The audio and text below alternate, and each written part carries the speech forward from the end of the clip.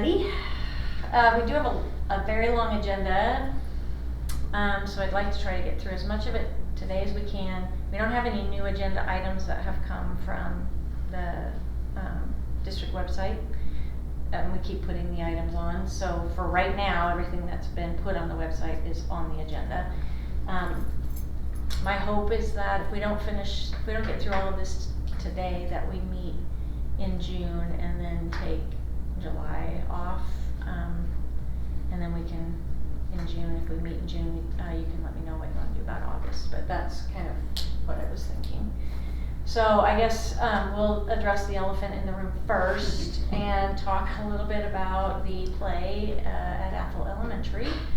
I found out Saturday. I had a patron text me with some screenshots of a post that was a parent who was concerned.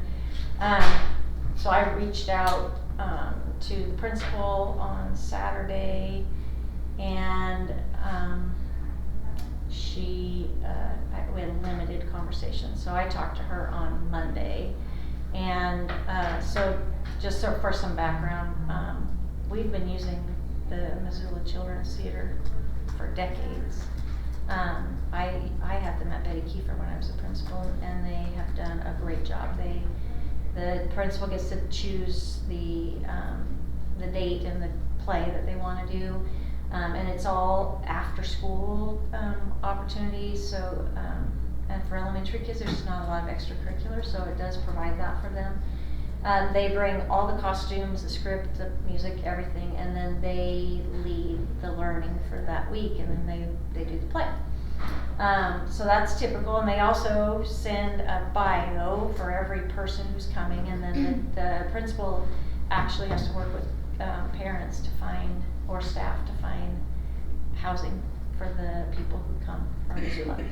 So when she got the bios, there was nothing in the bio that caused her any concern. Even the picture, you didn't notice anything. So when they showed up, she didn't think anything of it until the person started speaking, and then she was like, "Oh, this person has a very deep voice." But at that point in time, the parents of the kids who were participating had met the people, so she felt like parents were good. What obviously did not get communicated out to the whole community, and so we had people who went to the play on Saturday whose kids didn't participate. They went to watch and were surprised. And so the people I've talked to from our community have their biggest concern, I think, is that when we are bringing transgender people into the schools, that we are normalizing that for kids, and parents don't want that to happen in schools. They want the opportunities to have those conversations with their kids at home, and lead the discussion. They really don't want that happening at school. So it definitely exposed a couple of things for me that we can tighten up. I did reach out to our attorney because there are laws that we have to kind of follow, just non-discrimination laws. So, which is why I wrote my message the way that I did. I did not want to open the district up to any kind of a lawsuit, but we definitely do want to uphold the rights of the parents, and so and it was an extracurricular activity. So moving forward, we will work to put a protocol in place so that we are, I guess, better vetting the people who are coming in the building, so we at least know before they get there what that's going to look like, so parents have information. So how are you going to do that? I don't know. We're going to work to put the protocol in place. I don't know what that looks like, because our attorney said there are certain questions you can't ask. Right. And and that was the conundrum for the principal, was they're here and they've started working with the kids, and I don't know what to do. Why not just send out a bio? Like you could write your own bio and be like, this is Juliet Coyle who used to be Josh Coyle. That way my 4-year-old isn't asking me why the man in the play has curly hair. I wasn't there, but my wife was there with my 3 little girls. Yeah, I just don't know that I don't know that we can do that. I guess that's the part. I sent an email to the board, and I feel like this is a much bigger conversation because this is the first time we've dealt with this. It's not going to be the last time, and we kind of need to get our ducks in a row and know how we're going to respond. And so, and I'm sure they're going to want our attorney to weigh in and make sure that we're doing it in a thoughtful way, because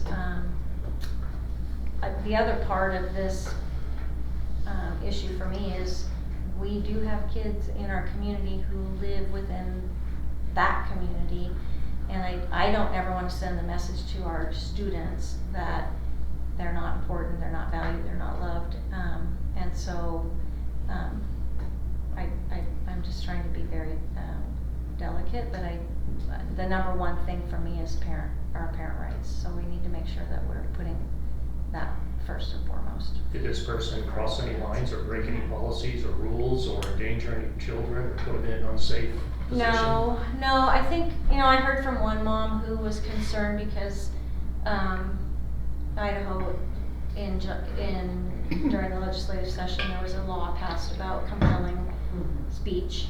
And so I did follow up with that and ask the question, was anybody required, like did kids call this person by him, and then were they directed to say her?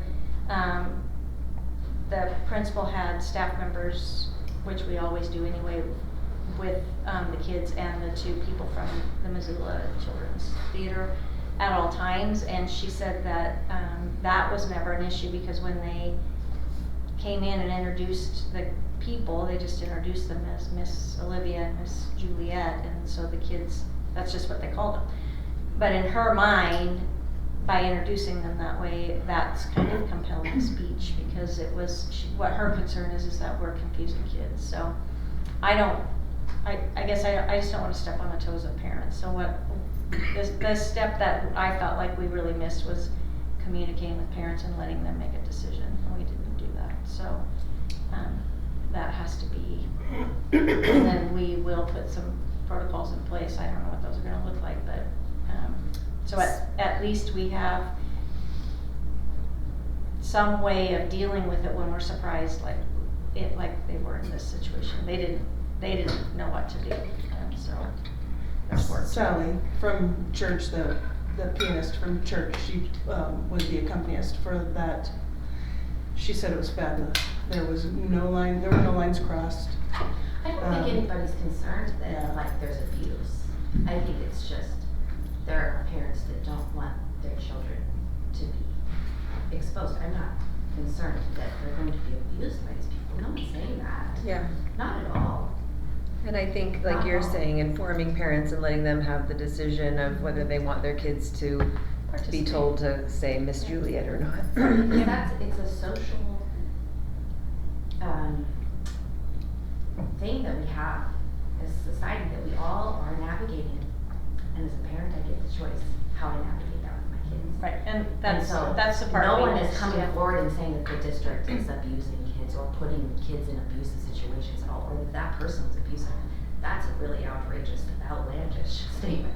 I think. I asked, I didn't make the statement. I asked Oh, if anybody was. I didn't say just make a Okay. statement. If that statement is going around, I think that is harmful. That would be a harmful thing. Well, there was comments to the guy who posted it online, right, who also had pictures of all the kids online.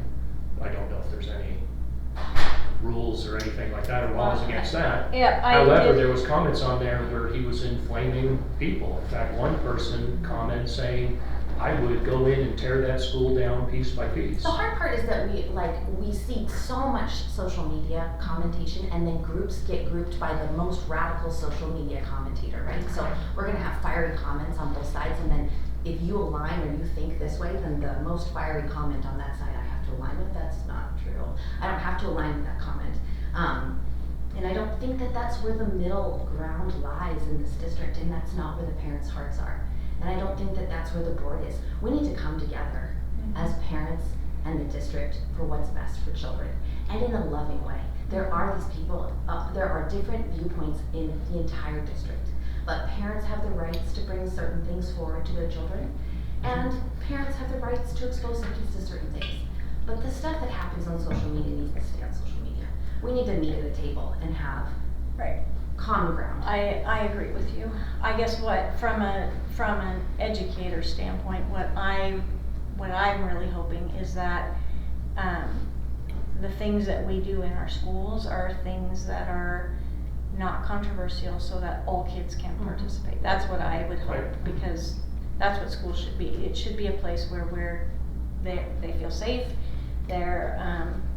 they're cared about, and we're using materials that would be appropriate for all of them. That's my hope as an educator, because what I don't want is for kids to not get to participate in things because it doesn't align with family values, because that shouldn't be the case when There's you're at plenty of school. materials out there that is school appropriate, that is just Right, off right. the road, that doesn't Yep, have to I align. would love to go back to pre-World War II and the Depression, and back to a time when public education taught reading, writing, and arithmetic. But we're living in a time where every time there's a social issue, it's dumped on the schools, and that's been happening for years and years, decades.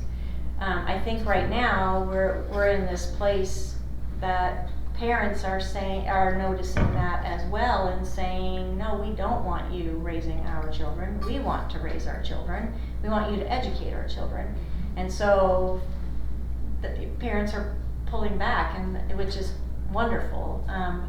And that's what parents should be doing. And so I do want to make sure that the one thing that I know we didn't do well in this situation was we did not inform parents and give parents an opportunity to opt in or out. So that needs to. Even after it was After, identified. right. Just so- Because parents did opt into the They- extracurricular activity. Right, they signed a permission slip. What I can't say with certainty is that every single parent who signed that permission slip knew, that one of the people was transgender. Some parents might have known and didn't care, which is Is it their our- prerogative. Is but- it our place to tell people that? Is that for us to? How else would parents share? know? If I've signed my kid up for an extracurricular thing and something is very different about it and very controversial for people, I would want to know.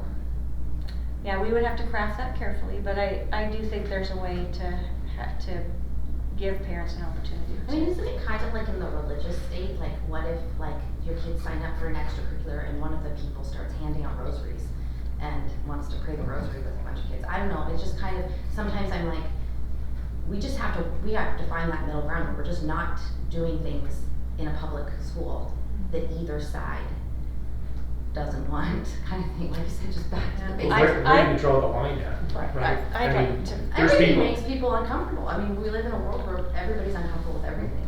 Yeah. Yeah. But also, it is public school, but, I mean, there are people in our community who don't like blacks. So now what?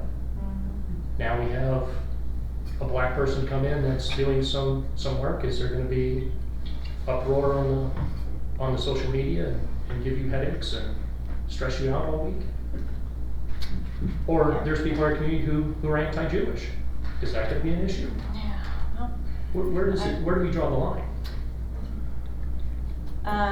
that's a good question, but I think, I don't know that we, in this community, I don't know that we would have an issue with the things that you're raising, but you raise good points.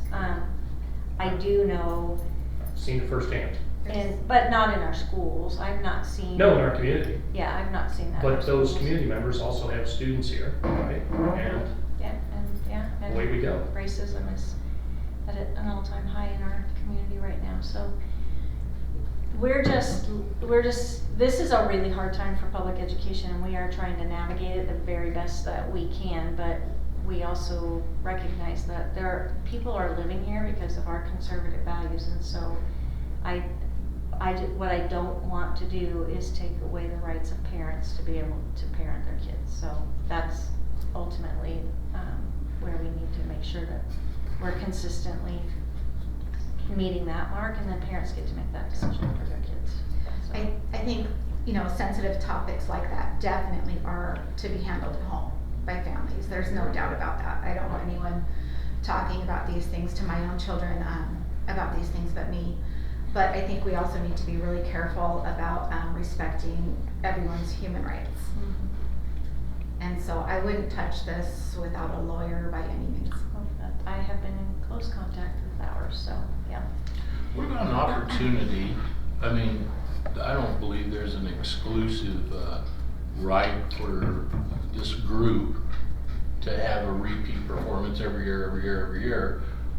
Not that that's a good thing or a bad thing, but what about an opportunity to expand the choice of the families to choose from many different types of presentations for after-school curricular that they may see best fitting? Almost a vote type of thing. Instead of just saying we're going to bring this group in every year, why don't we explore many groups? You I know? don't think anybody's opposed to that. That might just be a big part of the answer. Yeah, I don't think anybody's opposed. I mean, you're not- I don't know who else is out there, to be perfectly. You're not violating honest. anybody's constitutional rights. Nobody has an exclusive right to this program. The parents, the students together can vote to make a choice on what they think would be the best after-school curricular presentation that's going to not be so controversial This was just a play though. and comfortable. What was the play? Treasure Island. Treasure Island. Treasure Island's an old story. Okay. So maybe they choose to do chess. Let's learn to play chess as their extracurricular activity. And now one of the chess masters is transgender. There's no set area where, oh, you're only gonna find transgender people or whatever it is that we're concerned about. But I think that in comes certain in, areas. and I think that comes into the disclosure process.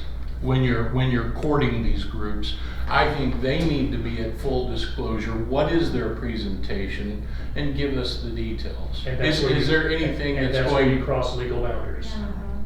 Well, That's what our attorney said. yeah. Well, we can also make decisions though as a district, like we've sort of moved away from Scholastic, I believe anyway, in the future, and moved to different book fairs. We can choose different programs that we. Well, I can that tell the you community right feels now more that there isn't a comfortable with. principal in this district who's touching this with a 10-foot pole after what has happened with. Or maybe you just don't do So, any after-school curricular activities for a while. Forever. We just. I mean, I, if it's a problem that can't be cured, then maybe it's best left in the private sector. And it's gonna cause a lawsuit and this and that and the other. Maybe it's better left at home or private functions outside the school. Maybe it's not the business of the school district to host anything like that that's gonna present an issue. Well, I think what's gonna happen, I mean, if I was that principal, I would say, fine, no more extracurricular activities, I'm not going down any path. We're doing this, this, and this, and frankly, I think kids are gonna get actually the short end of the stick on that. And by the way, it doesn't matter what the situation is, whether it's a transgender item or it's a religious item or whatever the case may be. Like you said, where do you draw the line? So if we have to worry about where we draw all these lines, maybe that's not worth the squeeze. And then, like I said, I think the kids get the short end of the stick. Well, no, they don't. They can have their parents and the kids can have all the freedom to participate in whatever events they want to That's after kind of 3 back to where o'clock. we were. Pardon me? That's back to where we were, that parents get to decide. Exactly, extracurricular. on their time. Yeah. Outside of the school district. Why is it that the school district has to be the guardian of this issue? They're not the guardian of the issue. Well- I think they're allowing. Nobody's kids- getting the short end of the stick if you're doing it outside the school district. I think they're That's the allowing point. children to learn and develop in other areas like the arts that we may or may not yeah. have. That's And great. And I think there's a lot of parents that aren't able to do that. Mhm. We have this is a very poor district. I disagree with that. There's all kinds of groups, functions, civic organizations. I mean, there's a mountain of And opportunities for. how does the parent for get their child there after school at 3 o'clock when they're working till 5? There's a lot of struggles with parents in our Yeah. community that are, Yeah, but then they're we go both back to working, the. things like that. Well, I guess you could poke a hole in anything. Yeah, I I'm like, agree. Lisa said. I agree. I'm just saying that the school is offering opportunities here for But growth again, for the children. district is not here to raise the kids and we're not, they're not here to do that. I'm not saying they are. But you're putting an unfair liability on them. I'm not putting anything. Well, on anyone. well, when you insinuate that it's almost their responsibility to I do didn't say this. that. Well, you're inferring I said they're that. giving an opportunity to the children to learn and grow. That's what they're doing. Yeah, it's Not the responsibility of right. the district, Right. they're giving this opportunity. But we've This- come to a place where it's no longer viable. Okay, let's move on. Sorry. Because we're gonna beat this dead horse for forever. The bottom line, from my perspective to the parents, all parents, we need to uphold the right of the parent to make decisions for their children. And when I say all parents, I do mean all of our parents. So we do have parents who That's good. think differently than others, but they too get to make choices about how they're raising their kiddos. So, and what I hope is that no matter what that looks like for kids when they're at school, what happens at home is at home, and you know, kids are kind to each other. That's what I would hope for our schools and our kids. Okay.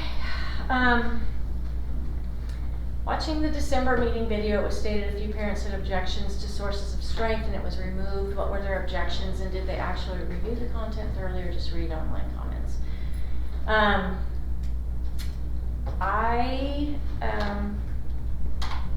I would have to go back because it's been a long time since we talked about sources of strength. I feel like some of the one of the biggest concerns I think was the company that wrote the program or supported the program, Castle, was an issue just with some of the things that that group supports. I think that was the biggest issue. I'm looking around the room because it's been a long time. It's been a long time. I think that was what the issue was. They did look at some of the lessons when they were reviewing it. I'm sure they read online comments, but I would say for the most part it was just the strong component of the social emotional learning that I think was a little bit concerning for parents, and that was the conversation. That was my question. So I actually read the sources of strength throughout every chapter, and that actually it's a very solid program. For instance, the very first chapter is active listening. I was like, holy crap! If everybody learned active listening, the world would be a better place. Just that one. Yeah, there are really, and I think that if you ask parents who were concerned about this, I don't think you're gonna find a parent who's gonna say that an entire program is really good or it's really bad. I think that we all recognize that there are good parts of programs and then there are things that are problematic, and I think the concern was if there are things within it that are problematic for parents, how do we know that those parts aren't being used? And so I think and the board was, we were directed to look for another curriculum to replace this. It just it doesn't exist. This is the only one that is research based. Did this go through the curriculum committee or supplemental? So there's notes somewhere? Yeah, it went through the supplemental. Supplemental? Okay. Yeah, it's been a while. I would go back It's okay. to if Thank you. I know your records request. Oh yeah, you do. Okay. We do have them on the website, Craig. You just read the notes from the board meetings. That's on the board meetings, but do we have notes though from the supplemental supplemental curriculum committee, right? Where the actual people who reviewed it submitted their information. Typically, aren't those included in the? I don't know. I keep It's looking at usually you. linked in the agenda. Yeah, aren't they in the minutes. agenda? They're usually linked. Yeah, in so if you the look at Okay, the so I agenda, can- you should, I'll look because there they don't first. actually meet, so, Because I know they send them in, that's, yeah, and they go to Yeah. Lynn, so. Don't do a records request for me, cause I don't have. no, just being that topic. Okay, Castle is it a group, is it a company? I'm just trying to capture my, The publishers. thank you.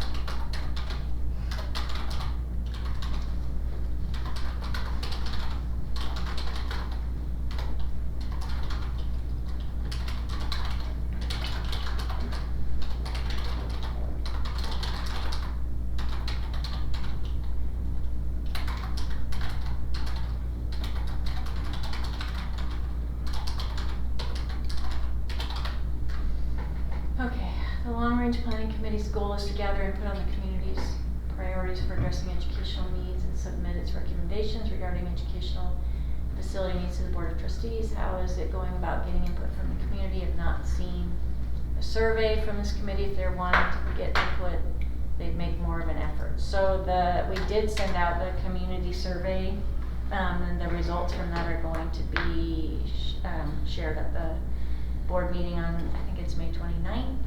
It was actually on the agenda for this last Wednesday, but Michelle made a motion to table the discussion items because they had a lot of executive session items that night, and she is trying really hard to not have the board here until 11 o'clock. So, so the survey did go out. We had 2,000. It was sent to 16,000 homes. We got about 2,000 responses, which I was hoping for more, but I guess that's an eighth.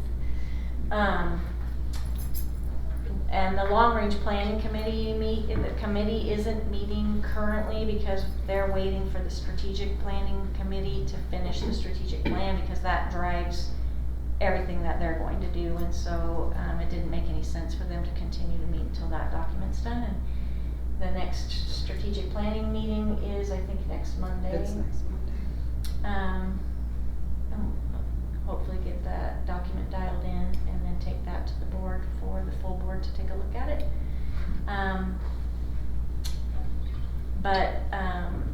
When we first started the long-range planning committee, we were thinking that we were going to need to go to the community for a bond at some point in time, because we had been seeing this huge growth in student population, and over the last 3 years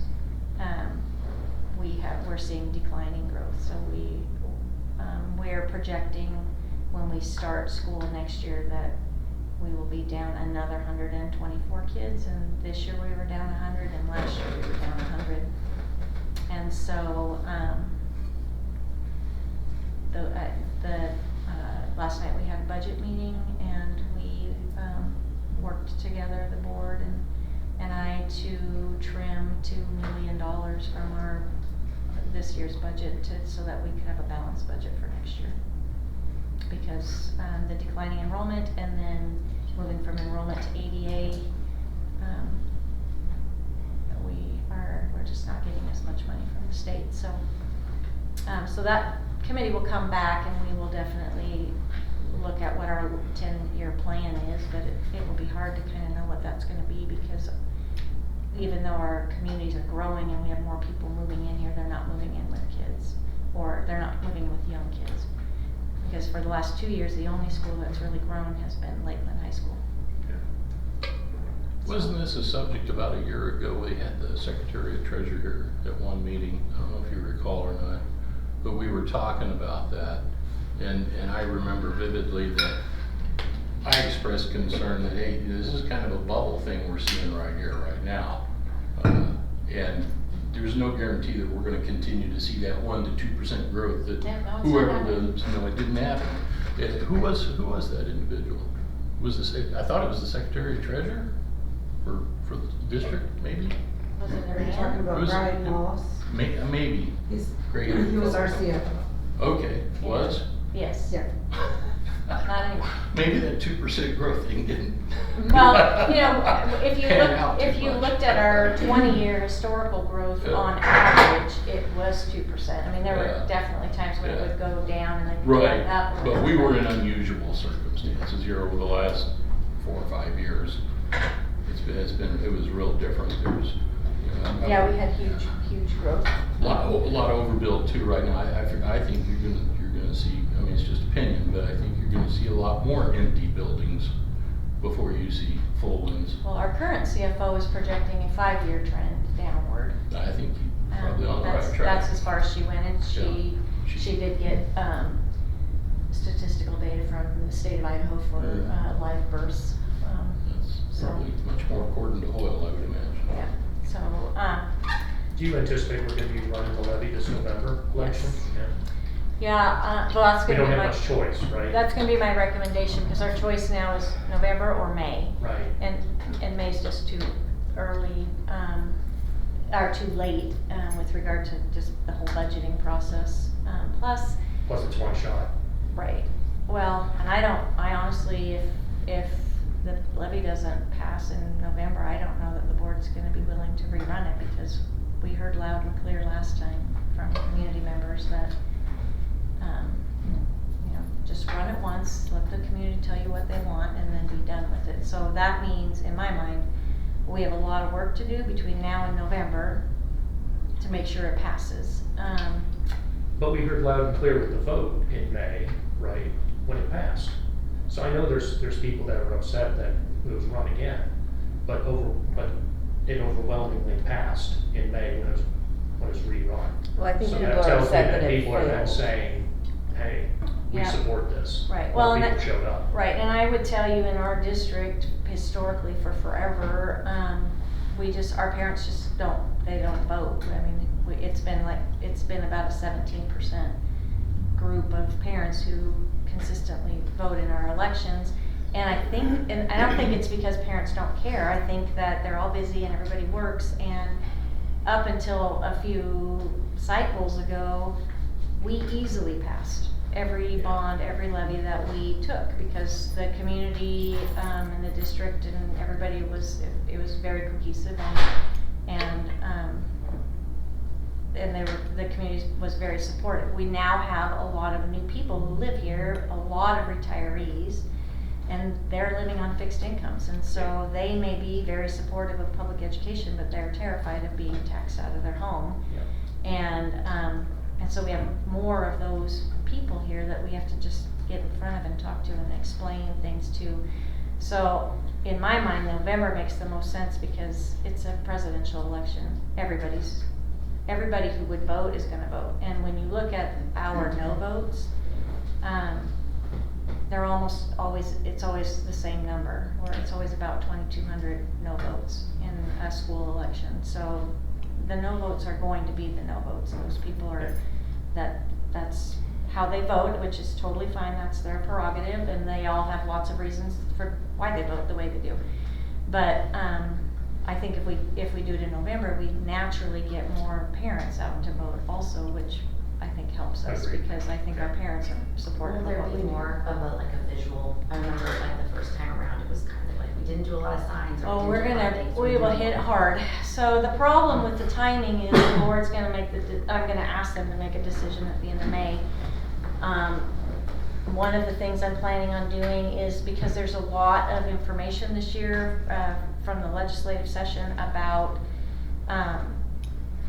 the facilities bills, which is I think is going to be problematic for us. So House Bill 292, which is the facilities maintenance bill, those dollars are allocated every year to school districts, and which we were super excited about because we thought, yay, we don't have to run a plant facility levy anymore because we're going to get $1.6 million from the state to actually do work on maintain our facilities. Well, at the last second, they added to that bill, and it's a tax relief bill first. So if you have a supplemental levy on the books or you have a bond on the books, that 1.6 million for Lakeland goes toward the payment of those to reduce the tax burden of the patrons. So we definitely are going to have a supplemental levy, which means we don't have access to the facility monies because they're going to be used to pay down the debt that the taxpayers have. And I don't know how you run a plant facility levy and explain that to people when we've got 1.7 million or 6 million that's coming for facilities. Everybody's going to know that. They're going to expect that we get to use it. I've got to somehow educate people that we actually aren't going to we don't get that money because we have this on the books. Then there's the House Bill 521, which the state's they're gonna bond $1.3 billion. So they're gonna sell bonds to generate this money, and it's called the renovation and I can't remember the other word. Anyway, you can either renovate your buildings or build new buildings with this pot of money. So for Lakeland, it's $18 million.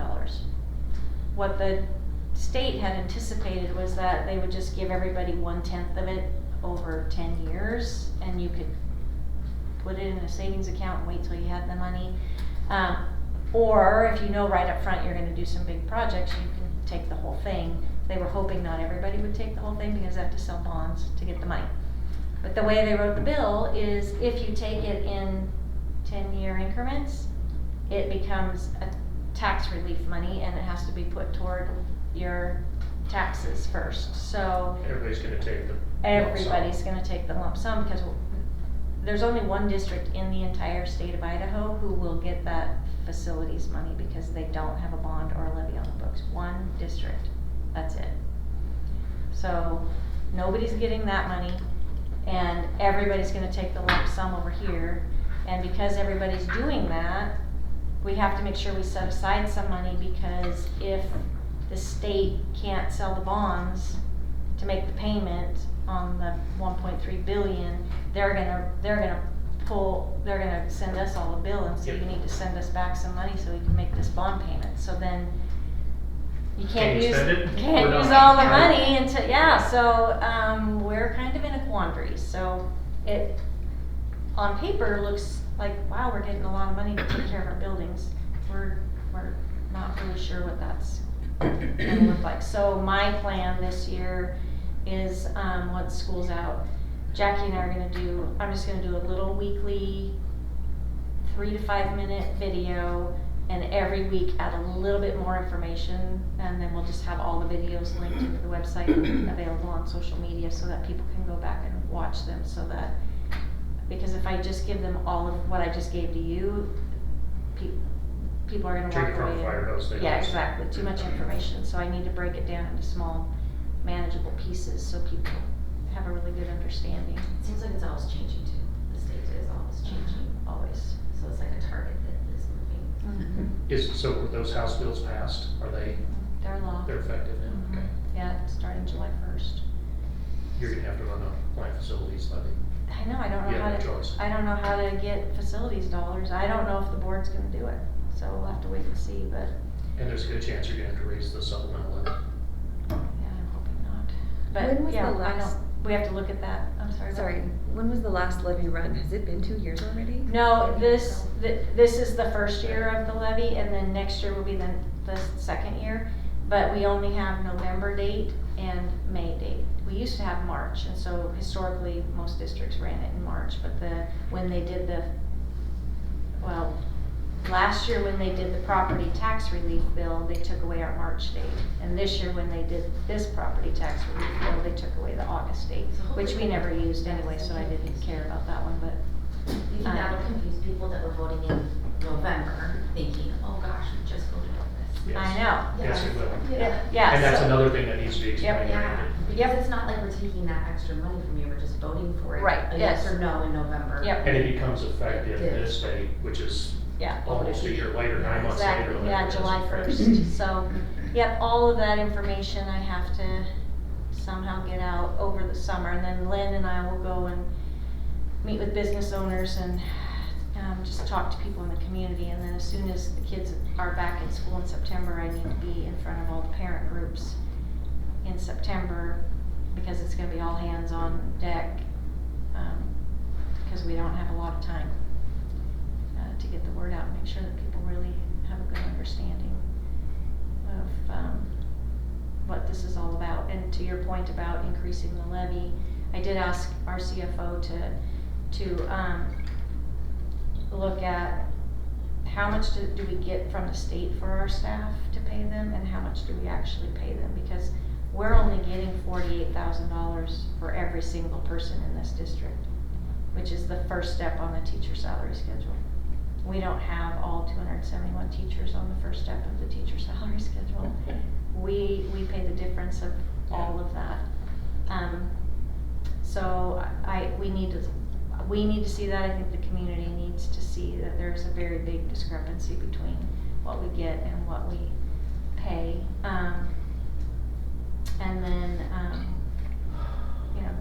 the levies funded our safety program, which at some point we need to increase, because the goal has always been to have one person at every building, and I was hoping to do that this year. That's not gonna happen. So there's that, and then our athletics and extracurriculars, and just like everything else, the prices are going up. Our officials' costs have gone way up. Transportation to state has gone way up. So I think we need to get a more clear picture of if those are the three things we're gonna continue to help fund, what is the actual need? Because I think that's part of the pain we went through last night when we were trying to figure out how to trim money from the budget. That's for next year you guys are looking at. Mm-hmm. Did you guys settle up this year? Because at one point, we were in a deficit of 750,000, right? 776 or 5 or whatever that was. Did we get that figured out now? Or we balanced that, or are we still running a deficit? It's a deficit, and the reason it's a deficit is that the former CFO, when he put the budget together for this year, he didn't make the notation on that. there was that part, but just within the budget itself, we run a summer school program, but he put no money into the summer school program, so it looks like we're 1,000% over budget because he didn't put any money there. We run a preschool program, and he put $4,000 in there, and we have 2 full-time teachers plus paras. So that looks like it's way overspent. And then in special education, if you go back 5 years and look at our audit, we're over in special education every year. And he never made the adjustment and added to the budget in that area, so that's where we're over. So when Jessica did the budget for this year, what she presented to the board last night, she looked at how much have we been over in special education, and she put that money in that line item so that we're not gonna show that we're over. Hopefully we will not get a bunch of new kiddos. But So you're saying that when that happened or did not happen, the board's looking at the budget, because at one point they moved that, I think it was almost $3 million, right, over for plant work, because Yep. again, they chose 2 years ago not to run a plant facilities levy. right. And so then that moved out because they thought they had the money No, they. in the budget, because They did, yeah, they did have the money in the budget. So what you're talking about is I think it was, all comes from one pot, It does right? all come There's- from one pot, yeah. There's one pot of money, and Yep. we divvy it up into different funds, right, Yes, different yeah, accounts. Yes, But in the end, we have X dollars to spend across Correct. all accounts. correct. So yes, that money was definitely there. They moved it into a special fund so that so this summer they're redoing the siding on Spirit Lake and Athol Elementary. Yeah, But then additionally, at the end of last year, what we found out was that, I don't wanna throw anybody under the bus, but, we had, the person who was overseeing the budget was not really overseeing it anymore, kind of was frustrated with some things and checked out a little bit. And so when people came and said, do we have money to do this project for facilities? The answer was yes. Do we have money, I need another para, can we add another para for special ed? And so our fund balance was $2 million lower at the end of last year than anybody expected it to be. That was a big aha. And then he built the budget because he was here at the end of last year, so he just rolled it over from what he had done the year prior. So Jessica has gone in and fixed all of those things. So where there needs to be money, there's money. But because she did it that way, it was $1.2 million in the red before we made any cuts, and that was before anybody got any raises. So then last night they had to make a decision about, okay, we can't add any new money to the salary schedule because we didn't get any new money from the state this year for salaries. No new money for certified. They gave us 3% for administrators and they gave us 3% for classified, but they put it on the state base. So the state base for administrators is $60,000. So instead of 60, we got 61.8. We don't have an administrator who's making $61,000, so that doesn't really help us. So, but you'll never have an administrator that's making $61,000. Right. So that was not helpful. And so we spent 2 hours last night. The board really looked at, yes, we want to make sure that our teachers at least have a step on the salary schedule. That's a 2% pay increase for everybody. So they put that in place. They did a step for the classified. They did a step for administrators. They froze the advanced professional stipends so that everybody who's getting those is still getting them, and the people who aren't to a 4 yet will get to move. And that cost us another $115,000, I think. So once we put all that in, we were at $2 million that we had to cut. So then we went to the board with a laundry list of places that we could cut. But we worked together to kind of get to the point where we had cut $2 million so that we could go into next year with a balanced budget. So it was a fun night. But we got it done. So,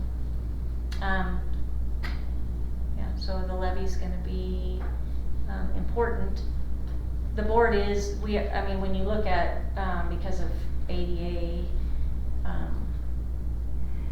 that we have 271 teachers, the state pays us for 219. We have 303 classified staff members and the state pays us for 88. And what's classified? Anybody who doesn't Teach. hold a teaching certificate. Okay, I understand. Yep. And then I think we're 4 over for administrators across the district. So. Are administrators also like the principals or? Yeah, so in this office, it's Lynn, Kelsey, and I who have administrator degrees, and then the building principals and assistant principals.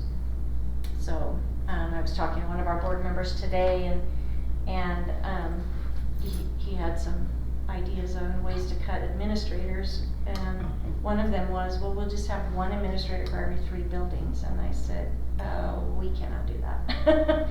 And he's like, well, why not? Well, because we need our principals leading instruction and making sure kids are learning, and they would just be managing people. They wouldn't be doing any of the things we need them to do.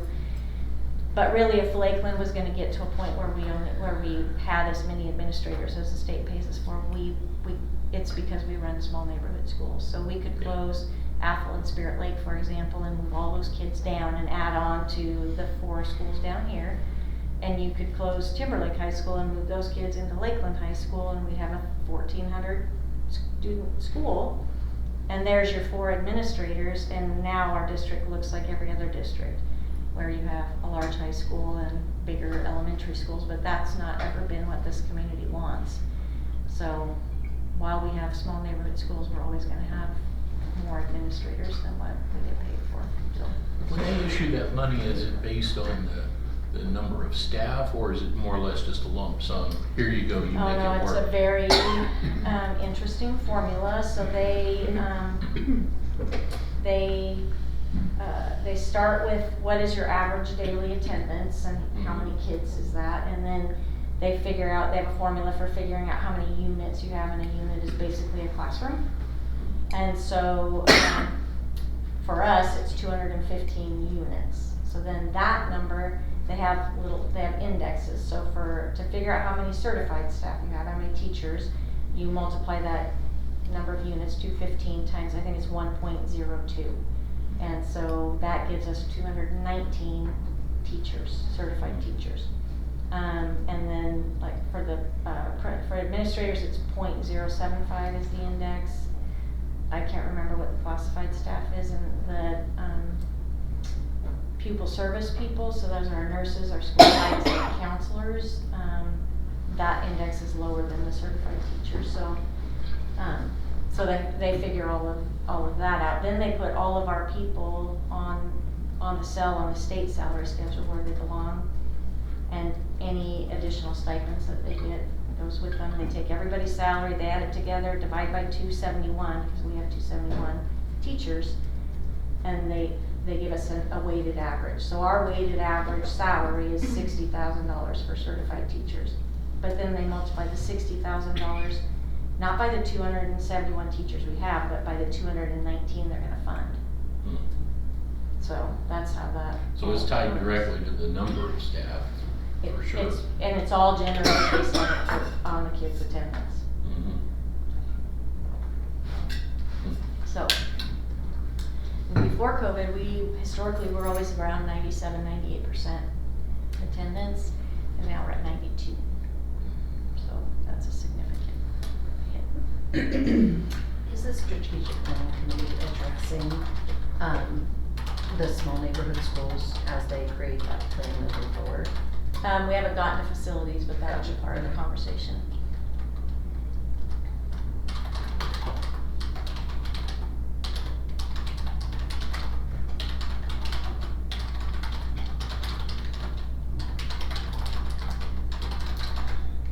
Sorry, guys, we took a lot of tangents today, and we're usually really good about staying on topic. Businesses just received an invoice for putting a vinyl banner at the softball and baseball field. Softball signs doubled to 500 while baseball remained the same at 500. Softball signs aren't visible unless you're watching the game, while baseball's visible from the road and parking lots. Why the huge increase in price? Why wasn't a letter, just an invoice? Bit rude. Being asked to pay for the field house at Timberlake, shouldn't this be covered by the levy? So, okay, so I did meet with the principal at Lakeland High School, and we talked about a better community partner way to interact with our business community to make sure that we aren't just assuming that they're going to keep paying a donation, that they're actually wanting to, and so it's an invitation to do so instead of just a bill. So that should be better.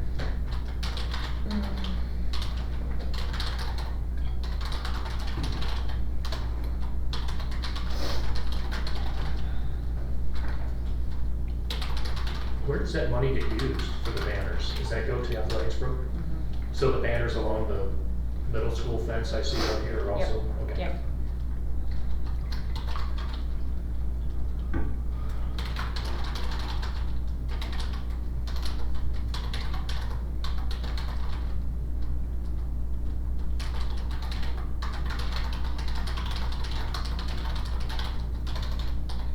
And And then with regard to the field house, when Mr. Eberlin first started talking about it, his promise to the school board was that he would completely raise the funds for the field house through donations so that taxpayers weren't paying for it. So that's why it's not part of the levy. And he's actually done a really good job.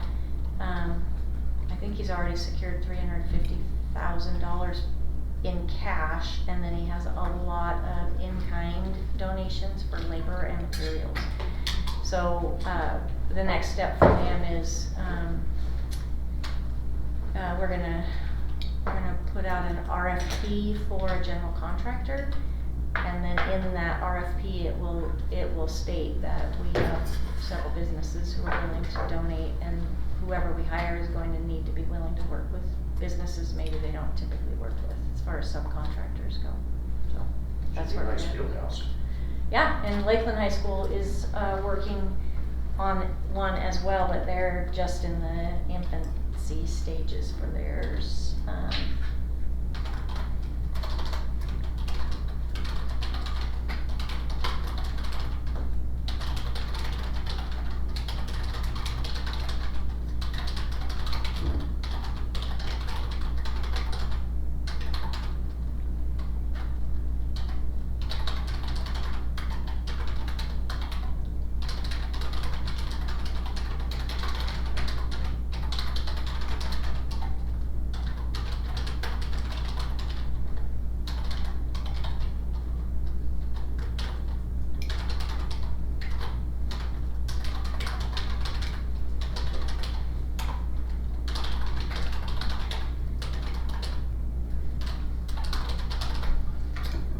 It's 5 o'clock.